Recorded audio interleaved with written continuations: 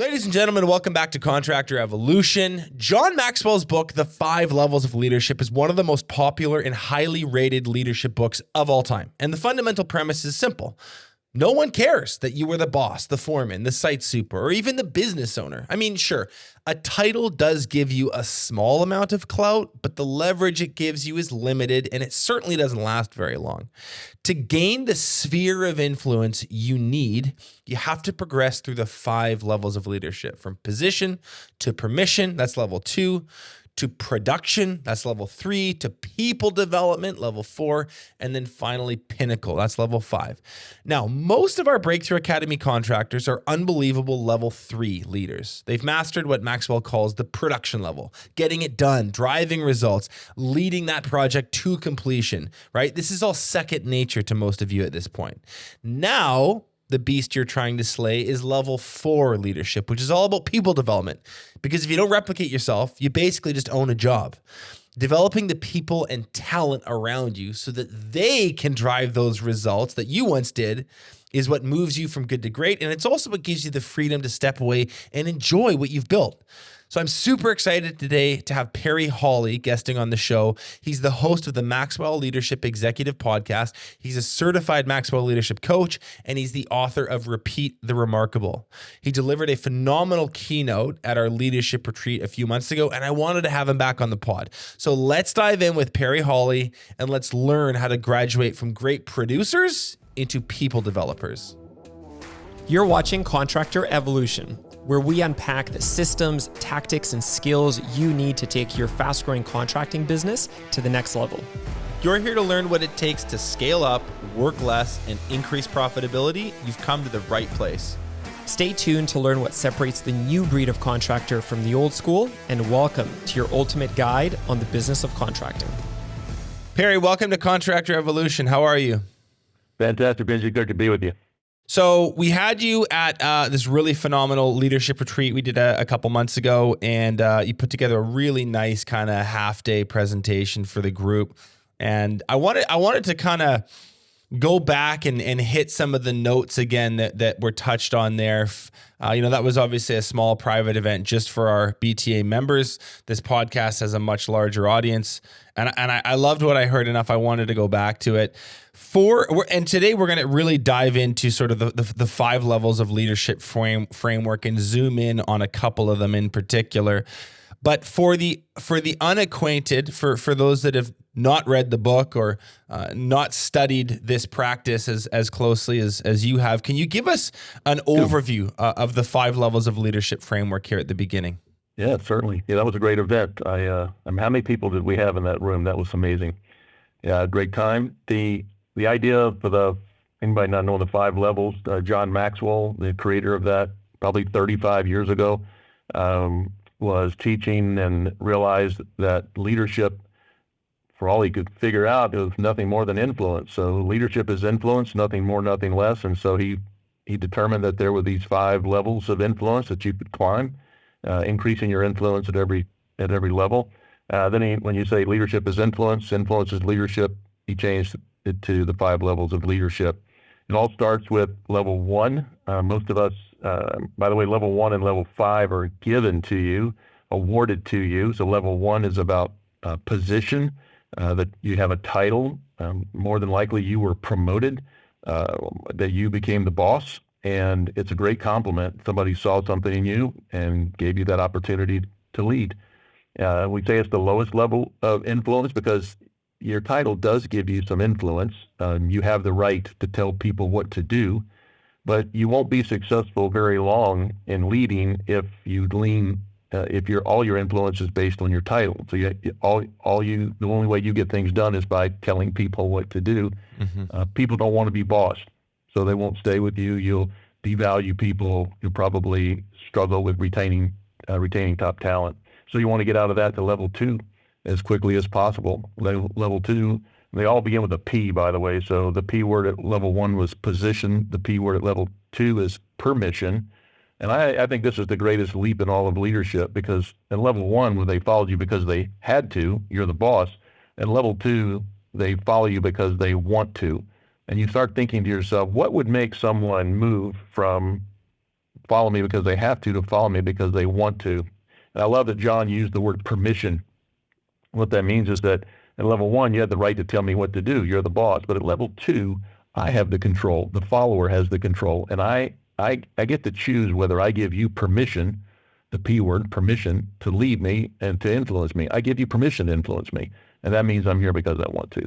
And all that's built on relationships is the key there, is that you start getting to know people, you start to care for people, you start to show them that you're investing in them and that you have their best interests at heart, and they in turn give you permission.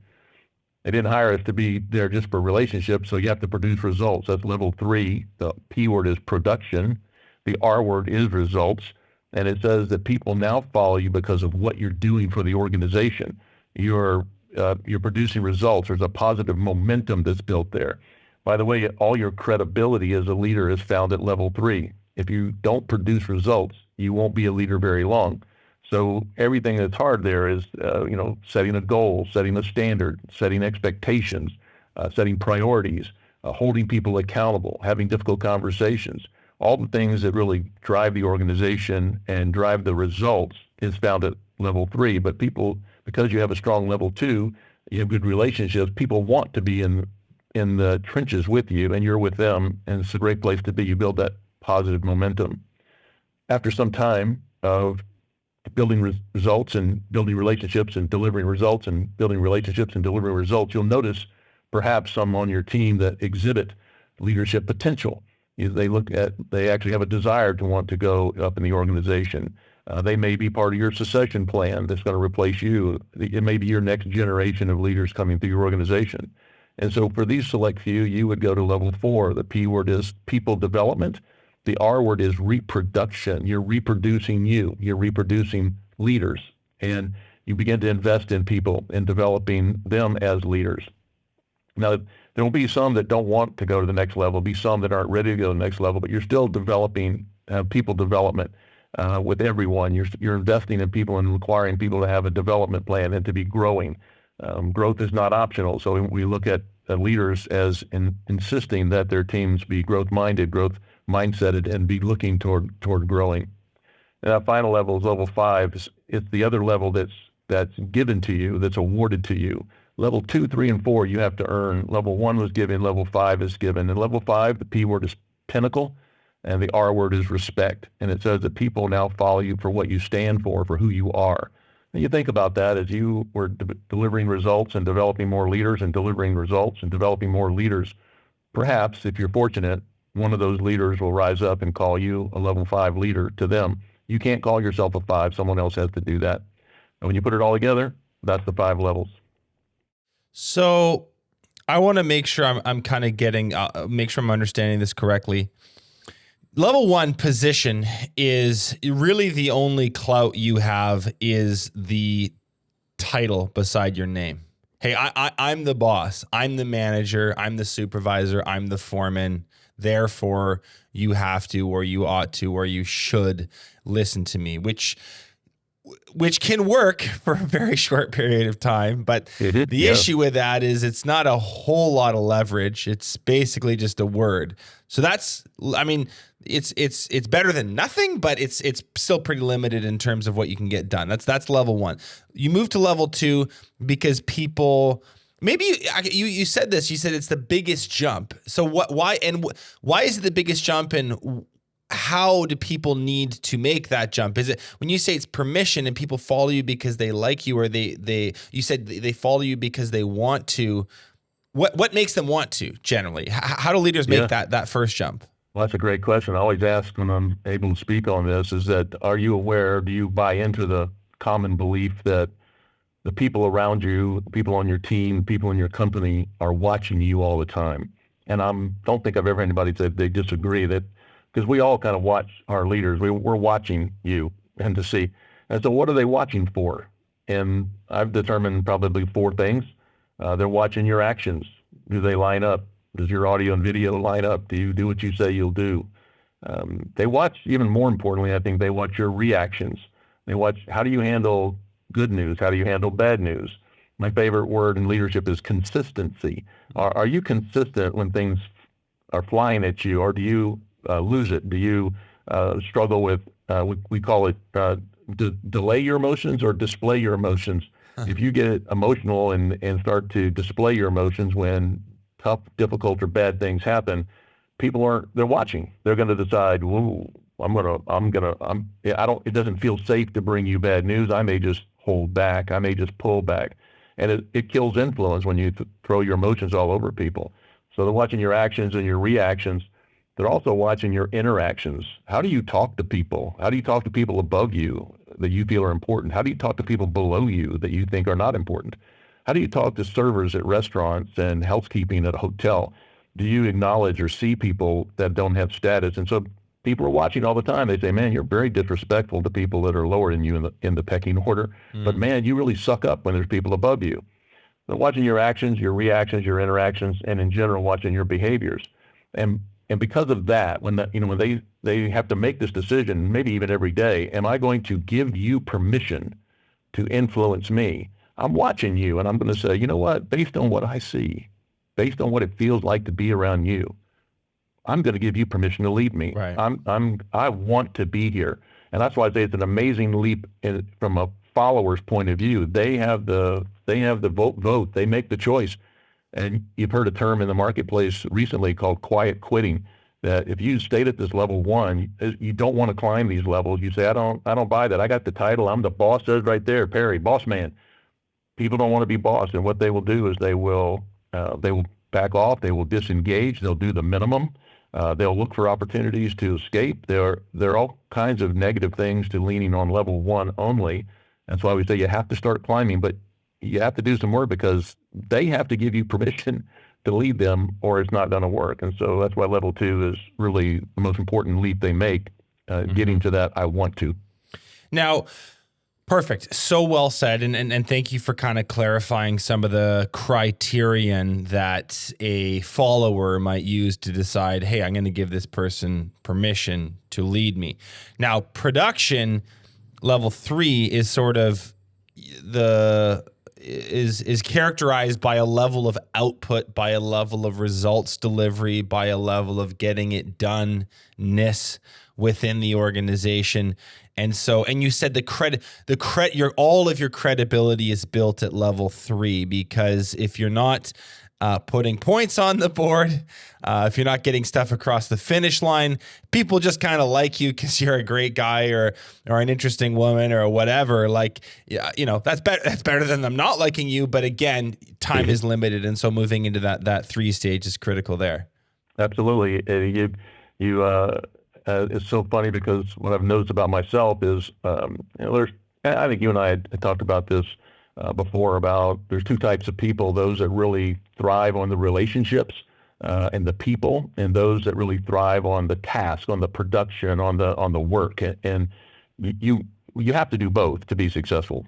Hear me, you have to do both. But if you had a preference, you would do one or the other. I think you and I decided you're more that production, task type person. You like to just get into the work. I am a very relationship type person. I am very people oriented.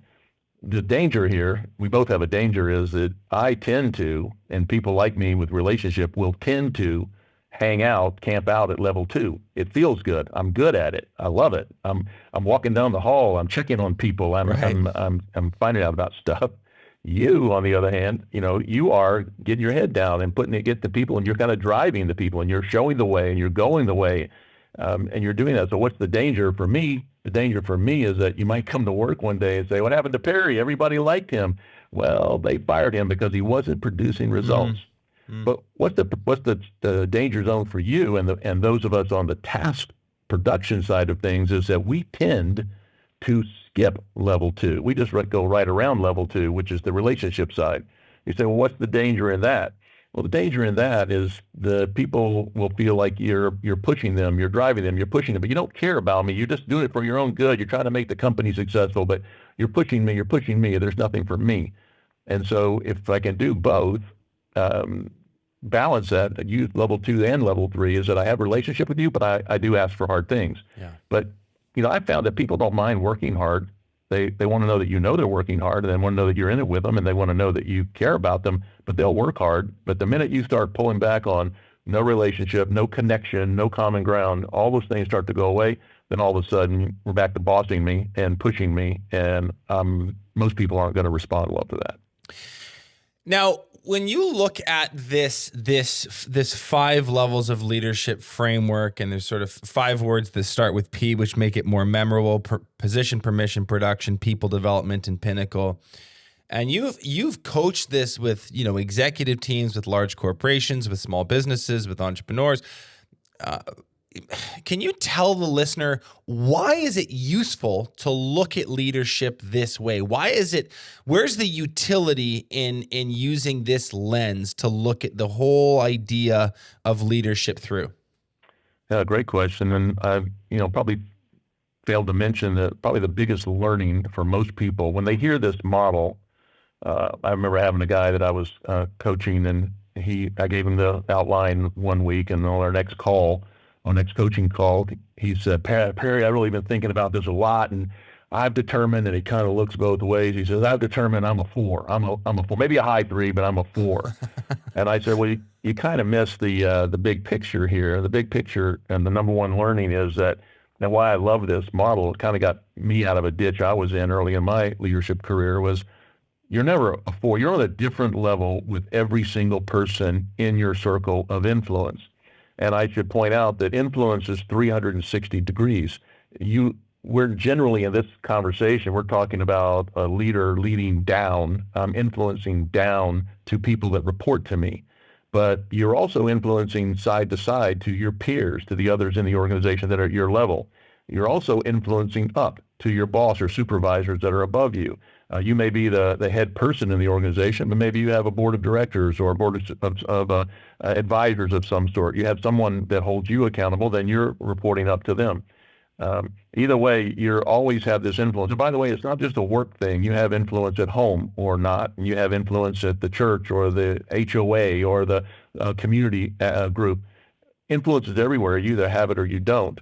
And the reason we like looking at it this way is that in John Maxwell's first really big, successful book so many years ago, was called The 21 Irrefutable Laws of Leadership. It's a great read, easy read, but it gives you these 21 laws. But law 1 is always the law of the lid.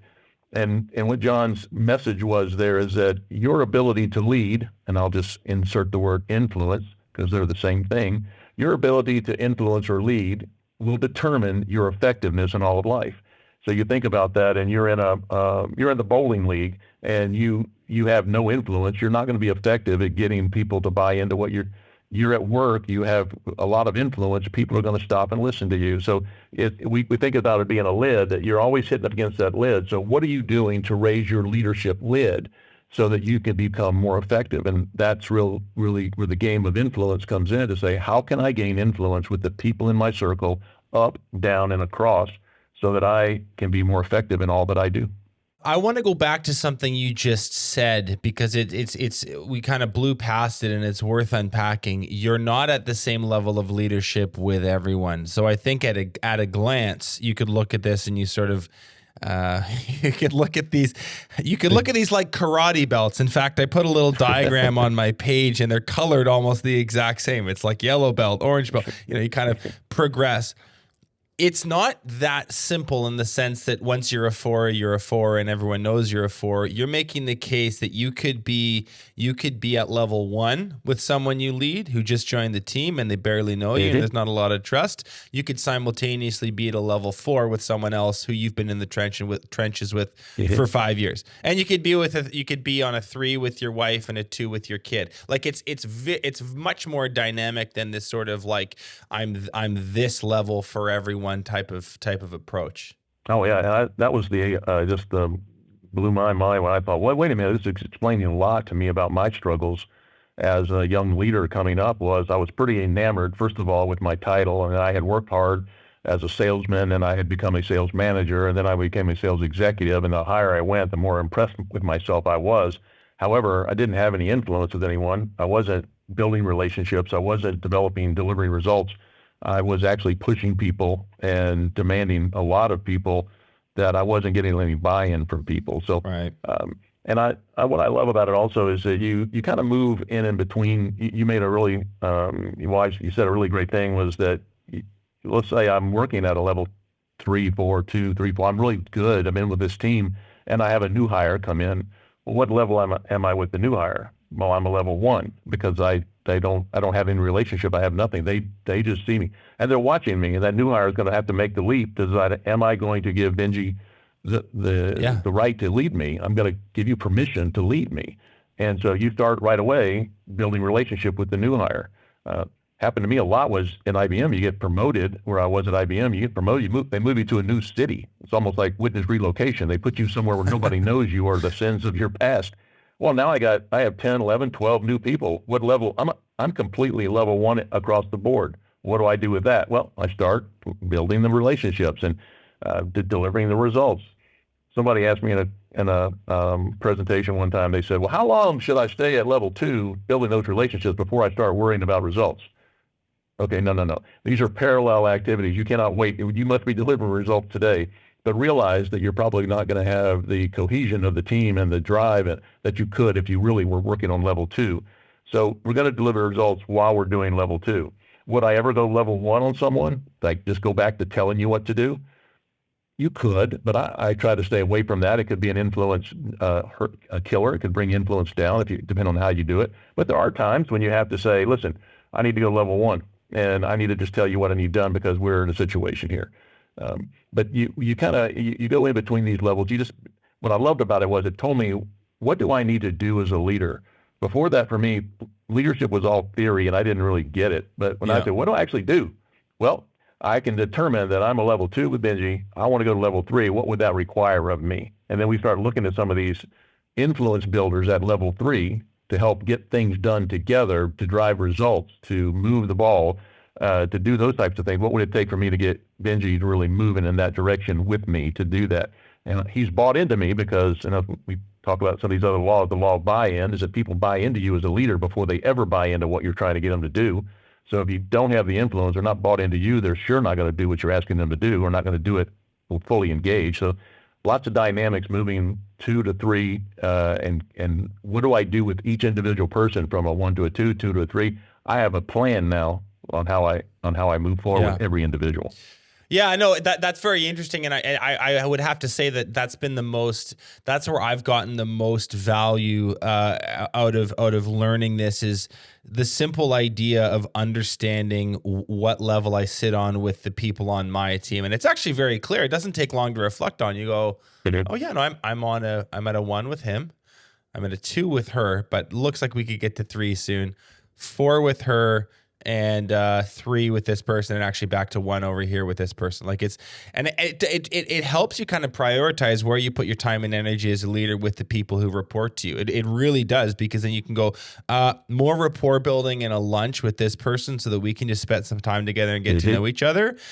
Good. Whereas over here, we know each other pretty well. We got to get some shit done like that. And so that's good to know. So it really does give you a little bit more nimble, a little bit more dynamic, a slightly more flexible approach to influencing your people. Now, in the book, there is a chapter, I can't remember which one, but it sort of says insights on the 5 levels. And there were a couple that really leapt off the page to me. I wanted to just chuck them out to you and get your thoughts on them. One of them is this: the higher you go, the more time and commitment is required to win a level. The higher you go, so you think about that. So I'm going to level 2. That's just relationships, getting to know you, generating buy-in, common ground, kind of natural things we do when we're trying to connect with people. Going to the next level, the higher you go, it also the easier it is to lead, because the more influence I have, then the more people are going to buy in and want to participate with me. But getting results from people is sometimes very trying. It's why all your credibility is found at level 3, is that it requires more of you to begin to engage with the people in the challenge of the work. You can't just throw it over the wall and say, here, go handle this. You actually need to do some work to make sure they have the resources, they've been equipped, they've been developed, that they can act like an empowered team member and not just waiting around for you to tell them what to do. You go to level 4, you start saying, I asked people, I said, well, how many people can you go to level 4 with on your team? And they said, well, everybody. I said, well, be careful, because not everybody's ready to go out to the next level to be a leader. Not everybody wants to climb the ladder to be a leader. And if they do, it's going to require extra effort from you. Developing another human being as a leader is not an easy task. It requires time from you. It requires commitment from you. So if I said, I'm going to take Benji, I'm committing to go to level 4 with Benji, I'm going to start maybe doing some leadership development with you. I may take you to some meetings I'm going with to let you observe. I may read a book together with you on some of the things we're trying to learn. I may have you do some presentation.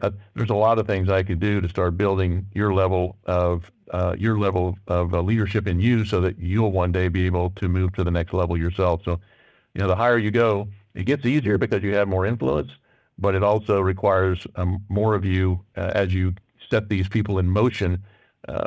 However, I will say, and I think this is something that came up in our meeting with the BTA group, was that would you like to see your business work without you, or do you want to see it work because of you?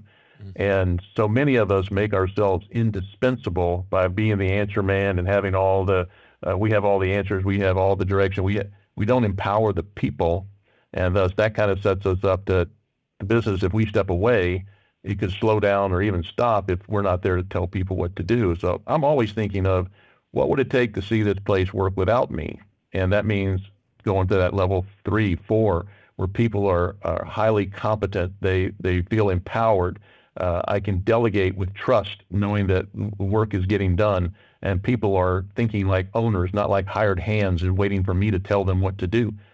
So developing this level of leadership that is so great that people can function in my absence, that became a goal for me, to say, how do I get you developed to such a state that you can run this without me? That way, I'm not going anywhere, but I can think about higher level things. I can think about the next business. I can think about the next goal that we want to have. I can put strategies in place because I'm working on the business now, not working in the business like so many of us get caught up doing. Moving up occurs slowly, but going down can happen quickly. Yeah, what do you think that's about? The law of gravity. Yeah, it's pretty simple. Yeah, that's the linchpin of leadership is trust. If you don't have trust, you don't have anything. So as you climb these levels with people and you begin to develop influence, you're developing a level of trust. Actually, we say that, really in level 2, that one of the great questions that we learn about is that every follower in your circle of influence, so think work, home, community, everybody that's got an eye on you is asking 3 questions about you.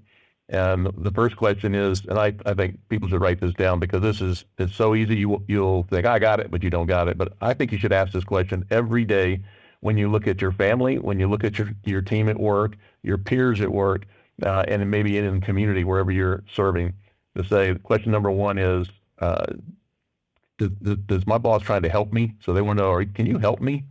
And you think about, how do you help your family members? How do you help your teammates? How do you help your peers? If they perceive you as helping them, that's a great influence starter right there. Question number 2 is, do you care about me? And the question is, are they saying, you care about me, or do you care about yourself and the company only? Do you really care about me personally and professionally? It's a little bit odd one. We would have to have another podcast to talk about this one, because everybody kind of receives care differently. So you need to pay attention to the people on your team, and what shows care to you may not show care to them. But I infuse the word appreciation. How do you show care and appreciation to people on your team? Do they know that you care about them, that you appreciate them? So how do you let them know? And so the third question everybody's asking is, can I trust you? And you start thinking about that as I know you're probably, because you're running these companies, you're probably not lying, cheating, and stealing. Those are the big 3. So why do we struggle with trust? Why am I climbing these levels quickly? I'm coming down slowly. It's 1,000 little things that we can do to break trust with people. It could be, I just learned one that I struggled with that I didn't know I struggled with. Somebody pointed it out to me. Part of my inner circle is another great concept. Somebody close to me that can tell me the truth said, you make commitments just kind of flippantly. Somebody will say, hey, can you send me that white paper? Of course I can send the white paper. It's no big deal. I just click, I send the white paper, but I didn't. And then I forgot it. And then what I realized after they showed me that I do this is that I have a lot of people asking me for things, and I just say yes, yes, yes, yes, and then I don't do it. Well, when you say yes to somebody, you'll do something. It may be a flippant thing to me, but it's a major commitment to you. I just committed that I would send something to you. And when you have to start saying, well, I have to ask Perry 3-4 times to get something, all of a sudden I'm wondering, why are you not trying to help me? Do you even care about me? Why I can't trust you? And so the 3 questions come up quite a bit. So you can use that little test. Think of every person on your team, every person in your family, and say, do they know I'm trying to help them? Am I trying to help them? Do they know I care about them? Do I care about them? Do they know they can trust me? And am I being trustworthy with them? And it begins to break down walls that are blocking us from having higher levels of influence. So here's where I want to take the conversation now. When I look at these 5 levels, one thing, and I think about our listeners, growing a construction or trades or home service business. And, so I'm generalizing here. I speak to a broad audience. There's going to be a few exceptions to this rule, but I think if I looked at the aggregate and the patterns therein, I think that most of our listeners are, they've got position, they have permission, they're well liked, they've got integrity, they're observably kind of like noble and hardworking people to the people that work with them. So they got permission. And they even have production. They're quite, if you think about kind of the archetypal, blue collar business owner, they're very good at getting stuff done. They finish things. They're gritty. They'll put in the long day. They'll close the job because they told the client they would on this day. They'll get on to the next one promptly. Like, they are very, very good at making those plays on the field to put the points on the board and win the game and then move on to the next game. Like, that is really a power zone for them.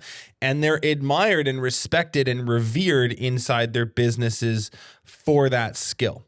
Where a lot of them seem to get stuck, and this is coming directly from our Breakthrough Academy membership and the questions we get asked and what comes up in coaching calls and the line of questioning, like in that room that you were in when we did this session together, is a lot of them get stuck, I think, between 3 and 4. They're like, man, I'm so good at completing jobs and getting paid and running this little business, but I'm not that. How do I develop people? How do I turn raw talent into truly like polished executive level leaders within my business? And here's why this is really important. I thought about this over the weekend. If you stop at level 3, you can be successful, you can make lots of money, but you've basically just bought yourself a job, and the idea of freedom is still a fantasy because you've not yet reproduced yourself. And the reproducing yourself, I think, becomes available in level 4. So that's my take on where I think our audience is at. They're kind of really good on the 3 level, wanting to get to the 4 level. Can we go deeper on level 3 and then in particular talk about how to get to level 4? Yeah, for sure. And you're on a great point that we would teach the leader. One of the leader's main jobs is to create more leaders. And so if you're not creating more leaders, you need to be focused more on that, because you're, like you just said, you're not going to be able to sustain this if it's all dependent on you. And what I found in my early career, I had some insecurities about, why would I want to develop someone? What if they're better than me? And I realized that, it's not going to be hard to be better than me. I should really want them to be better than me.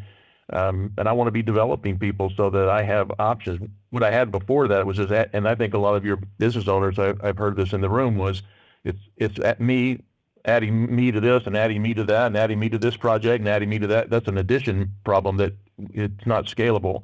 What I want to switch to is a multiplication scenario where I can multiply myself so that there's more of little me's running around that I've been developing that can help me run the business and then grow the business. And it actually frees me up to focus more on the business instead of being in the business. So when we get to level 3, I think you made a really great observation, is we're so good at getting it done. We're so good at moving across the finish line that we do get in the business a bit much. Some of us, I know this was true for me, I think it was a trust issue. I didn't trust people could do it as well as me. And I just added myself. It was almost micromanaging instead of empowering. But another problem we see when people come up and you have a skill and you're good at that skill, you kind of get promoted, you get to the next level and to the next level. We're promoted as based on our skill, and most of us haven't spent any time thinking about how to lead people. We've been getting things done through us, not getting things done through others. And now all of a sudden, we call this, moving from soloist to conductor. You were a soloist on the team. You're the best soloist there. And they said, hey, we'd like you to conduct the entire orchestra. Well, I don't know anything about conducting orchestras. I'm in the orchestra. I don't know how to direct an orchestra. And you realize, yes, we got promoted. So that's why we get a lot of managers and not leaders, is that we got promoted based on our skill when we don't really know how to lead. So we become super soloists and we start applying ourselves all over the business instead of learning leadership, learning how to get things done, influencing others, growing them, developing them, equipping them so that they can become empowered and then run the business, perhaps in my absence. Now, I don't have to be present for every decision to be made. The locus of control can be moved to others because I've been working with them. I've been developing them. So it's very tempting to stay at level 3 because we're really good at it and we get things done. It's really more of a challenge to go to level 4 because, one, I'm not really sure how to develop someone else, and I don't think I have the time to develop someone else because I'm so busy doing level 3 stuff. I need to actually make a plan to work it into my schedule that I'm going to develop others. I'm going to do it on purpose. It's another thing. Growth doesn't happen by accident. I've just noticed that in my own life, is that I thought, I went to university, I read those books, I'm done. No, when you're done learning, you're done. That's for sure. So you've got to have this teachable mindset. You've got to be growing yourself, and then it becomes easier. That's the two excuses I hear the most are, I don't have time to develop the next level person, and I don't know how because I'm not developing me. And so if you're not developing yourself, you cannot give what you do not have. You can't pour into someone else if you're not pouring into you. So I made a commitment 25 years ago. I'm going to start every morning for at least 15 minutes reading something that has to do with my profession. And I happen to be in leadership development, so I'm going to read that. If you're running a service company, you're probably reading about the service industry and reading a minute or two about leadership. And just doing it every day, that consistency, again, my favorite word, starts to show up, and it compounds. That 2 pages here, that 3 pages there, and listening to that podcast and following that YouTube channel, and it just compounds over time to really grow you to a point where you can't even imagine how you got here, but you did it very small increments, but on a daily basis moving forward. So if you start doing that with the people on your team, you start doing that with yourself, all of a sudden you're raising that lid, and your effectiveness will grow with it. Any other advice, practical tips, tricks for people who want to translate their personal productivity into sort of a leadership level productivity? Yeah, that's the question that normally comes up. You asked it really well, because what I normally hear is, I'll ask the question that says, if your productivity, if the team operated at your level of productivity, would it be a good thing? And many leaders start, looking at their shoes and, saying that they're actually not that productive and they're not modeling it for others. But if you want to grow the productivity of the team and to model you, and that they are producing the way that you think they should be producing, that really is about getting in there with them. And I see this all the time. We hire them who we think is the right person. We position them based on the strengths and weaknesses that we think they have. They have these strengths. We put them in that position, and we say, go, you're empowered, go make it happen. And they come off the rails. They don't produce. They don't act empowered. They actually get in trouble, perhaps, because they can't get it done. And I realize that we're missing probably 3 steps in the middle, which are you modeling for them what you want them to do? Have you shown them the way? Have you equipped them? And by the way, there's a difference between equipping and developing. Is that equipping is the skills you need for the job. So if you're asking someone to do a job, have you equipped them, or did they come equipped with the skills to do that job? Is there some training that has to happen? So I hired the right people, I got them in the right role, I modeled what I want to see, and I equipped them with the skills they need. And then I need to develop them. What are we doing daily to make ourselves more a higher level? Development is not a job skill, it's a life skill. Development is leadership development, communication development, productivity development. You're growing as a person. It'll apply to any job that you have. So I hired the right person, I put them in the right role, I modeled what I wanted to see, I equipped them with the skills, and I developed them as a person. Now I can say, go forth and be empowered and be productive and get the job done as we see fit. And then the last step would be I measure it. Are they empowered? Are they producing results? And you say, no, they're falling short. Which of these steps did you not hire the right person? Are they in the wrong role? Did you model what you want to see? Are they missing a skill? Are they not developed? Now I can go back and say, well, as a leader, where do I need to apply some additional resources to make sure that I bring them up to where I need them to be? How important is it to understand someone's, I think the book uses the term productivity niche. And though to me, I understand that is like, people have certain propensities and skills, certain strengths and weaknesses. Where does a nuanced understanding of your team's productivity niches fall into this whole conversation, and how do we use that to help them get the most out of themselves? Yeah, I think it's really understanding. As a leader, you need to understand the strengths and struggles that every person on your team has. So part of that building relationship and making connection at level 2 is how much can I learn about where can you add the most value to our team, to our organization. I had a call, it's been several months back now, but one of the groups I coach had asked for a special call, not one of our coaching calls. They said they think about firing somebody and they needed my help. And I said, you want me to fire somebody? And they go, well, would you? I go, no, I'm not firing somebody. But they go, well, we're not sure how to. I said, what's the problem? They said, well, we really like this guy. And I thought through my little model I just shared with you, is it a good hire? Is it somebody you want in the organization? They go, oh yeah, we love this guy. Well, is he in the right position? And they got real quiet. I thought, well, what? They go, we'll call you back. And so they ended up looking and saying, what was this person's productivity niche? Where were they most effective? Where could they add the most value based on their strengths, based on their abilities, based on their capabilities? Where can they add the most value to our organization? And what I've learned over the years is that sometimes a performance problem is really a positioning problem. Are they in the right role?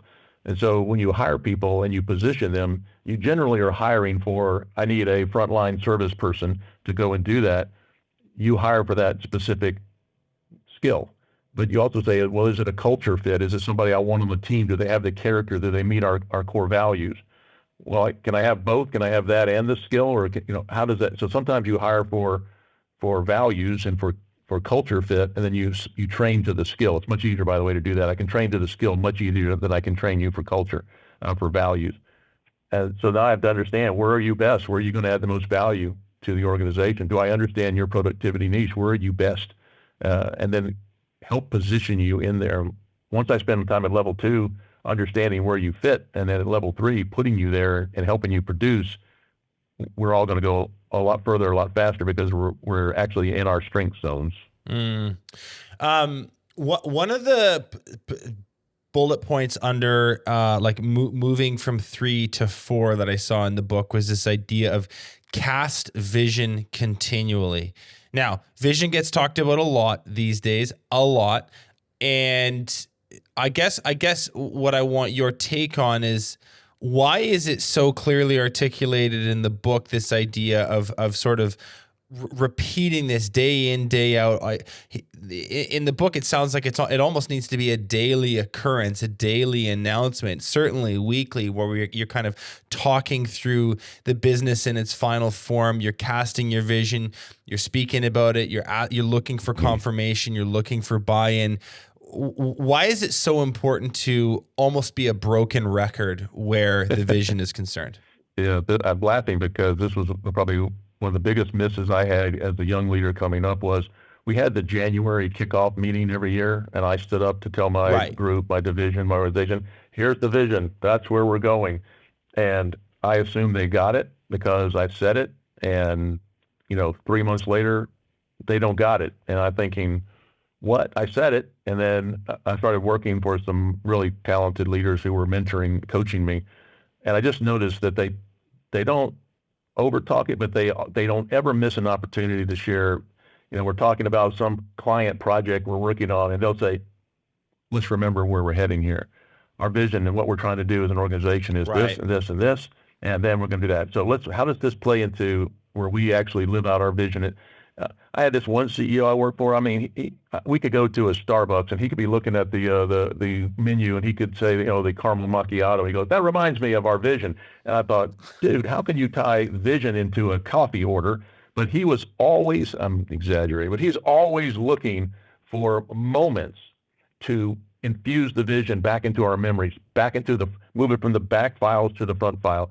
And I will guarantee you, Benji, that of the 7 executive vice presidents that were reported to him, every single one of us could articulate the vision and work continuously to our teams. So if you're saying it once or twice, you're probably not, it's not going to stick. You need to be continual. But here's why, the why behind it is when people know why what they do matters and where we're going, their level of engagement goes up, their level of buy-in goes up, their level of permission giving to you goes up. So many people almost feel like they're irrelevant to what's going on. I don't know why what I do matters to where we're going. Matter of fact, I don't know where we're going. I'm not sure what I'm doing. All of a sudden, people have all this confusion. So if I can clear the confusion, that's where we're going. Here's what your role in that is, and this is why we need you. Man, you're a solid level 3 producing results with this person because they know they're needed. To boil it down to its simplest point, I think it's just people forget. Like people's memory is not as reliable as we think it is, and the business environment changes. Certainly, there's a lot of distractions. There's a lot of screens to look at. There's notifications on our phone. There's personal lives that we all leave, and so I like what you're saying, where it's like a good leader would look for maybe organic, authentic moments to bring it up in a split second or in a conversation. This isn't a scheduled meeting for 5 minutes every morning where we kind of go through it again, and like that would be a little boring, a little monotonous. But if there's an opportunity to kind of linger on a point for an extra few minutes and connect it back to the vision in a coaching conversation you're having, or it comes up in a huddle and your team's there and you can kind of, there's a parallel to something in the vision or the strategy that you want to hit on. Like there are these little moments in our leadership life where we're able to kind of strike that chord again. And that's the good way of going about it. There was another point after casting vision, which says, to move from level 3 to level 4, we need to use momentum to solve problems. What's in this framework? What's the idea of momentum? What role does it play, and how do we utilize it to solve problems? John has the 21 laws again, the law of Big Mo, and that momentum is a leader's best friend. That if you have momentum, everything's easier. If you don't, everything's harder. Anybody that's played sports or been around sports at all, you can tell one team, and you'll hear a coach or the announcer say, wow, the momentum has really shifted. Right. And what's the first thing the opposing coach does when they realize they don't have momentum? Call a timeout. Call a timeout. Yeah, they want to stop whatever you're doing and throw something into that. So you think about your business, if you're producing momentum, and you can only imagine what that is, that we're clicking on cylinders, we're doing the jobs that we're supposed to be doing, we're winning, we're making progress. There may be setbacks, that's okay, but we believe in each other, we believe in the mission, we believe where we're going. And when you start doing that, you have this momentum, people begin to have more of a share of voice. It's not just you. When you're no momentum, you're having to push, and you're having to, you bring the ideas, but when momentum is positive and people are feeling the energy about being at work here with you, they start to bring more of themselves. They start to engage at a higher level. They bring ideas. They solve problems. They don't bring you problems. They bring you solutions to problems you used to have because they solved them. And everybody doesn't just look to you to be the answer to that. The momentum really involves everybody at the highest level. I love it. There's no formula. Do this, do this, do that. It's a number of things you put together that we've been talking about: building my influence, developing the relationships, having the plan, setting the vision, involving the people, producing results. It all parlays into this momentum that really moves things at a better pace. Can you talk about these 3 categories of people? And I kind of give away a lot in the names, but it's worth mentioning. There's momentum makers, momentum takers, and momentum breakers. And a leader ought to be kind of tuned into what category every one of the people is. Yeah, momentum makers. These are the people that make things happen. They get things done. I joke with John Maxwell about he had this. When I start every 5 levels discussion, I talk about a boat that has your crew in it, and if that were your boat, these 10 little heads. Surveys tell us, engagement surveys worldwide tell us that about 3 of those people are going to be rowing with you.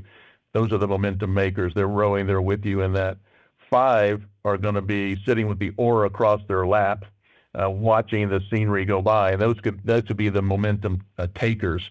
They even every time you get going good, they kind of lay their oar down. They don't participate. They don't.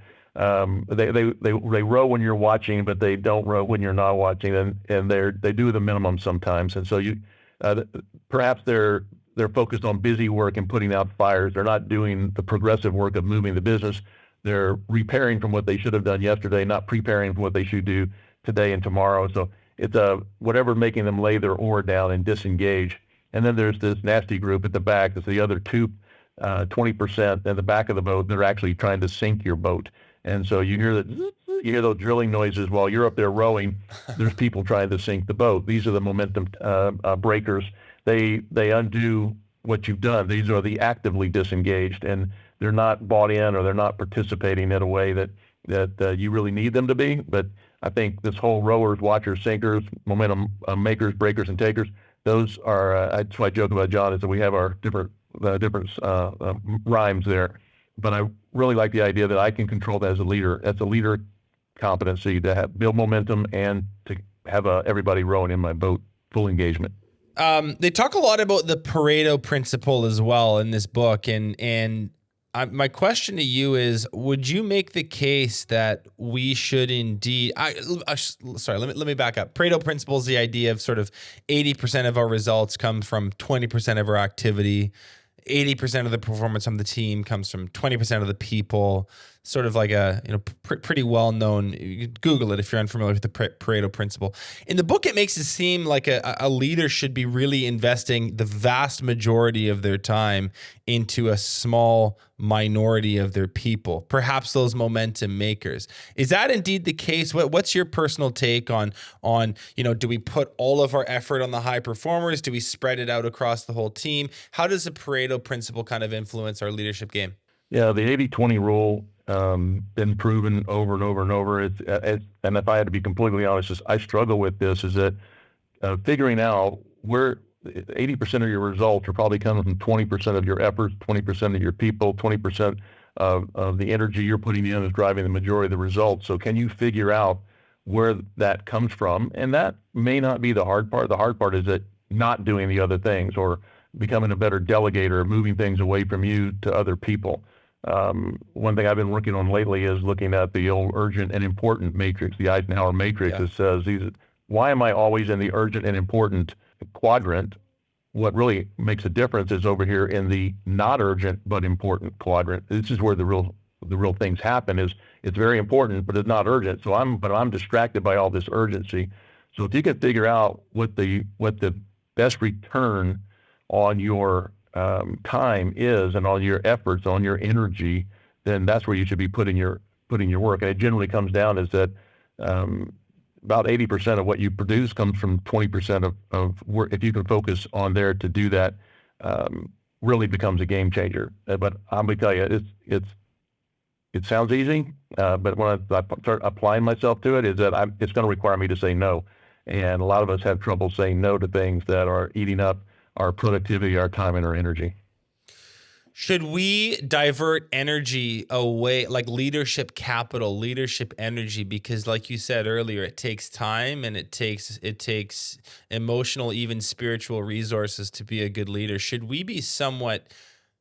we adopt the Pareto principle with where we deploy that leadership capital? Should we be, to use an extreme example, it's like work with your all-stars and ignore the B and C players. That's maybe too extreme, but is there a case to be made for putting more time into the winners and really pulling back a little bit from the losers on our team, to use maybe overly explicit language?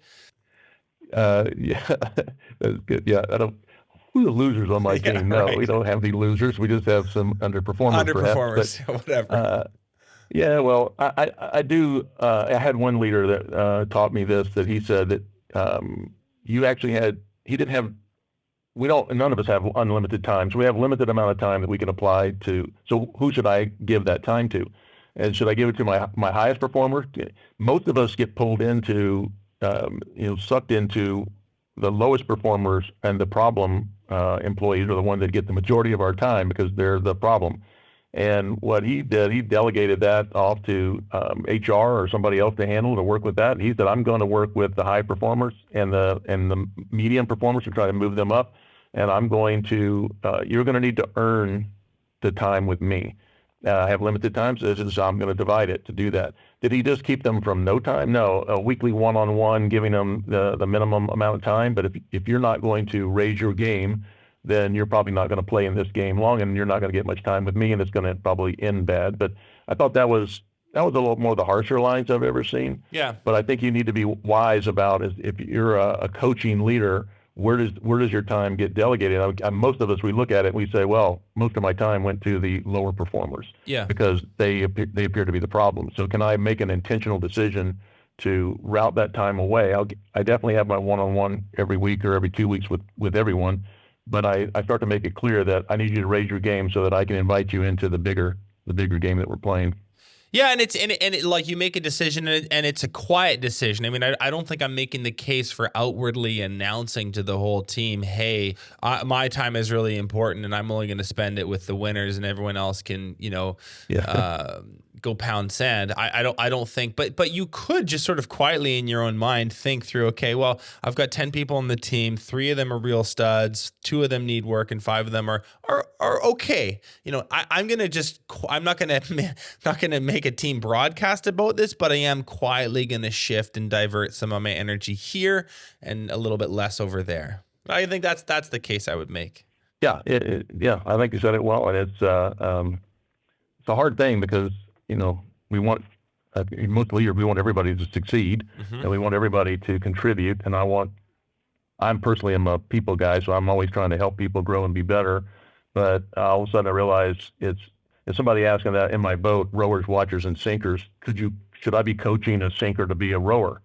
And I happen to believe in people, I probably could do that, but I'm also need to be honest, how much of my energy and time is it going to pull down for me to focus on people who are actively disengaged and trying to make things worse, when I should be focused on that middle section of watchers. What would it take to move them up to be rowers? Right. Even if I had less people in the boat, if I go from 10 to 8, but they're all rowing, I'm probably much better off.